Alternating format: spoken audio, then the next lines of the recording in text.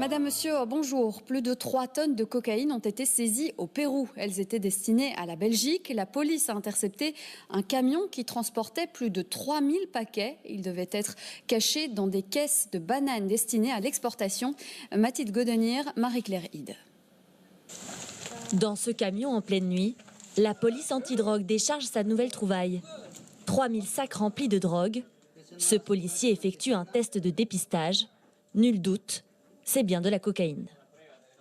C'est turquoise, donc ça veut dire que le résultat est positif à la cocaïne. Valeur de la saisie, près de 60 millions d'euros. La drogue provient de la vaste zone de culture de coca au Pérou. Elle a été découverte dans un véhicule qui se dirigeait vers un entrepôt de caisses de bananes biologiques destiné au port d'Anvers. Presque 3 tonnes et demie de chlorhydrate de cocaïne ont été saisies avec un niveau de pureté de 98%. Ce type de produit provient généralement de la région de la vallée des rivières. Les marchés européens et américains exigent des concentrations aussi élevées de l'alcaloïde. Le Pérou est le deuxième pays producteur de cocaïne au monde, avec environ 400 tonnes de production annuelle. Aidé par les États-Unis, le pays fait de la lutte contre le narcotrafic sa priorité. La consommation, elle, explose en Europe. Ces saisies sont liées à des organisations criminelles, telles que des cartels mexicains ou des groupes albanais en Europe. Ils envoient des représentants au Pérou pour organiser des expéditions de drogue vers les pays consommateurs européens. Selon les experts, les saisies de drogue se multiplient à l'approche des fêtes de fin d'année, un phénomène que l'on appelle le Noël blanc.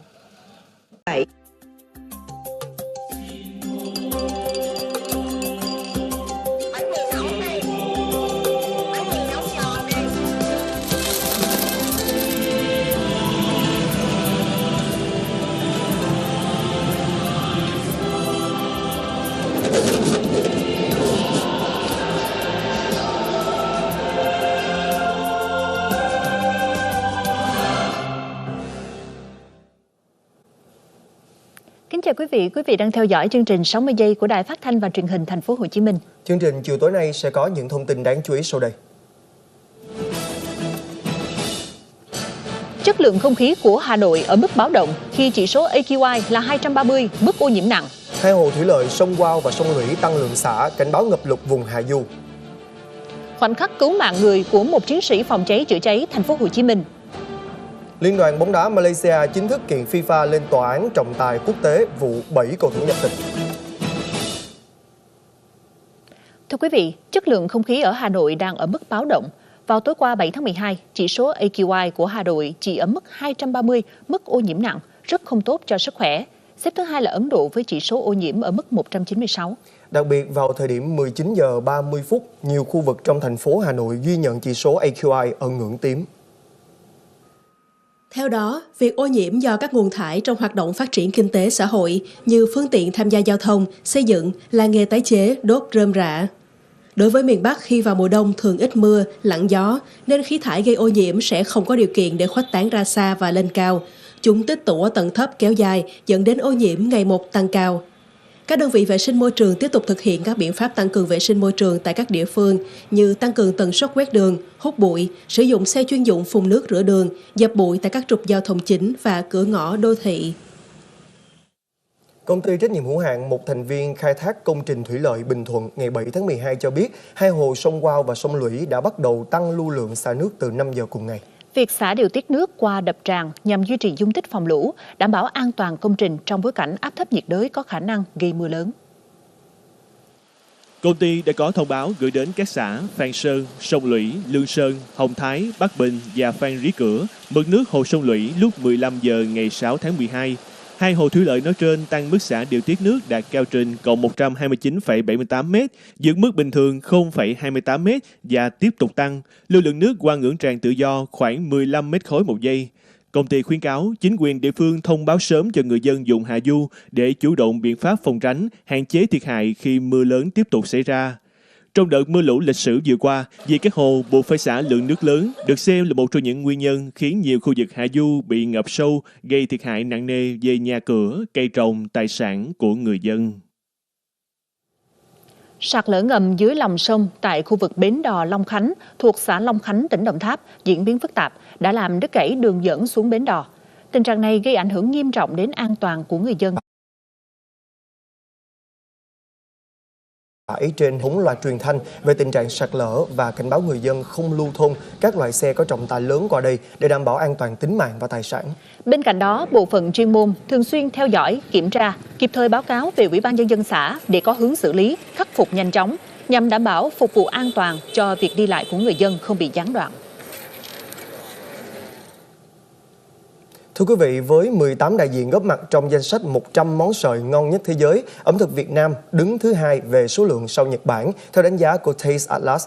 Trong bảng xếp hạng năm 2026 theo hạng mục Best Food by Category, Việt Nam đứng thứ 2 thế giới về số lượng món mì, bún, chỉ sau Nhật Bản.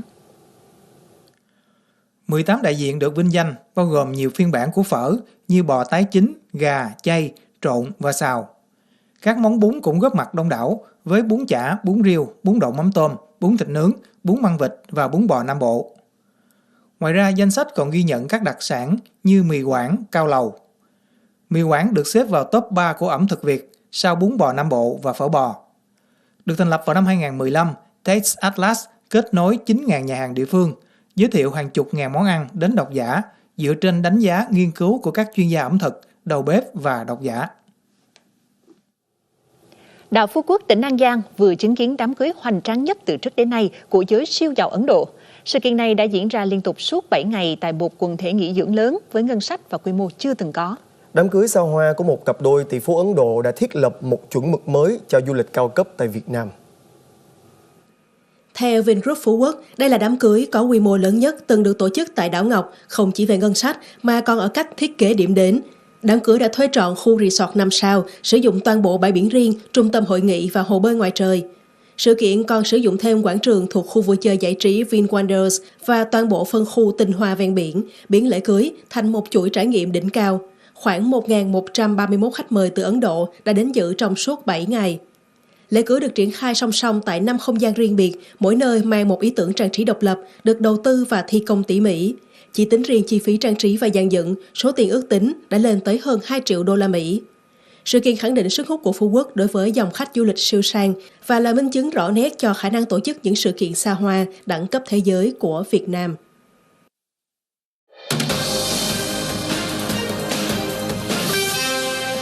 This is Bloomberg Brief. I'm Bonnie Quinn in New York. Time now for your front page news. First up on the Washington Post. Ukraine's President Volodymyr Zelensky ruling out surrendering land to Russia. The Post says the unequivocal declaration could mark the collapse of Trump's peace plan. Critics had condemned the plan as fulfilling a wish list of Russian President Vladimir Putin. Now, Zelensky did say that the current proposal has been stripped of, quote, explicitly anti-Ukrainian provisions. Next up, the Wall Street Journal is reporting Jamie Dimon is assembling a group of national titans and close friends to protect America from foreign adversaries. The group includes Jeff Bezos, Condoleezza Rice and Michael Dell. Dimon announced a $1.5 trillion initiative focused on national security back in October. The Journal says the CEO has long looked to play the role of a corporate statesman, and the ultimate impact of this whole plan will be unclear for years. And finally, the FT reporting that two of Boaz Weinstein's key funds extending a run of lackluster returns. His $1.9 billion flagship fund down about 6.5% this year as of November 21st. That fund bets on dislocations in the credit market. Another fund that aims to shield investors from market downturns is, of course, down this year as the market rises. Saba has had greater success in activist campaigns against close-end funds. Saba declined to comment. Coming up, the Federal Reserve is set to kick off its two-day meeting. We'll push ahead to that meeting with Amy Wu Silverman of RBC. This is Bloomberg.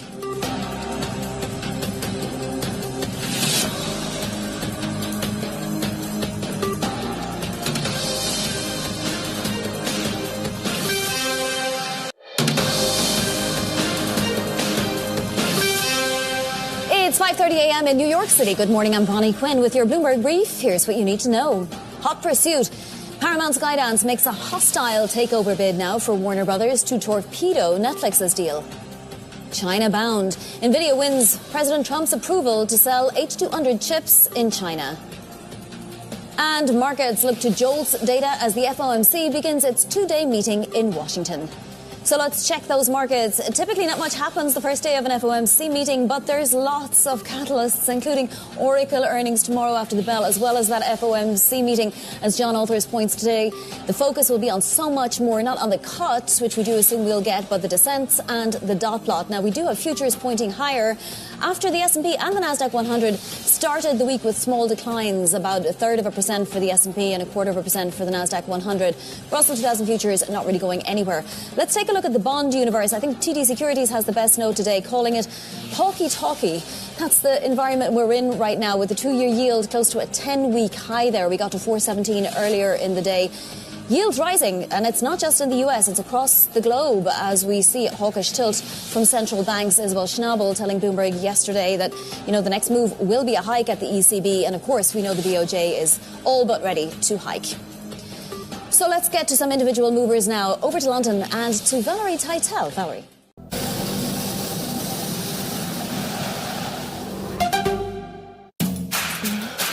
Oh, fitness. Health. And nutrition. Yum. Everything okay? Or can we help you? With new developments, tips, or just how to stay in good shape.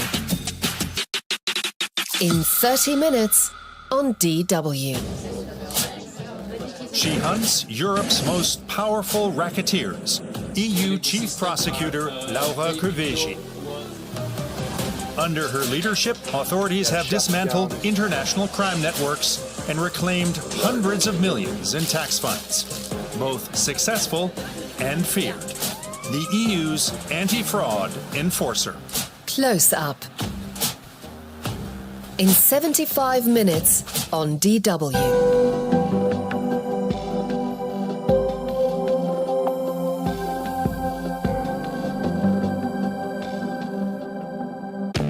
Let's go.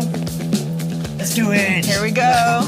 Global business isn't just charts and suits. It's a messy, unpredictable soap opera set on a global stage.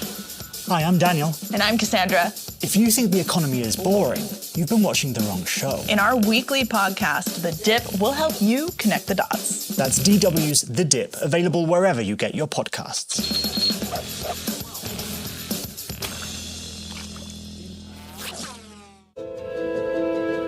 What did you do before? I played the cello, fantastic. She survived Auschwitz thanks to music. He was the Nazis' favorite conductor. Two musicians under the swastika. A documentary about the sounds of power, an inspiring story about survival. Music in Nazi Germany. Watch now on YouTube, DW Documentary. What's up, fellow African millennials and Gen Zers? You belong to the 77% Africans who are younger than 35. Follow us to unlock your superpower. And here's 3 reasons why. 1, we're not here to tell you what to think. We are here to help you make up your own mind. We are here to amplify your voice. 2, we cover all the topics that matter to you, from taboo topics to news, culture, and entertainment. Let's shape the future of Africa together. Become a part of our community, like and follow us. What are you waiting for? This 77% is now on TikTok.